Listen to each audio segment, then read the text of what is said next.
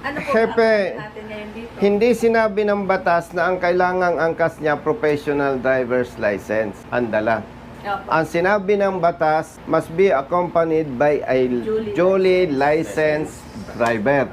Hindi sinabing non-pro, hindi sinabing professional. Okay. So pag sinabing duly licensed siya, pero hindi professional. Walang sinabing ganun eh.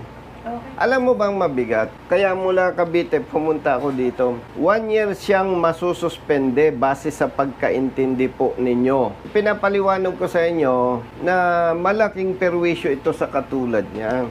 Dahil kailangan niya ng lisensya pagpasok sa trabaho. Okay, student permit, kasama niya yung angkas, non-professional, authorized ng batas yan.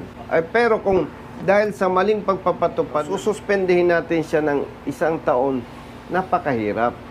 Okay lang sana kung tama ang pagpapatupad ng batas.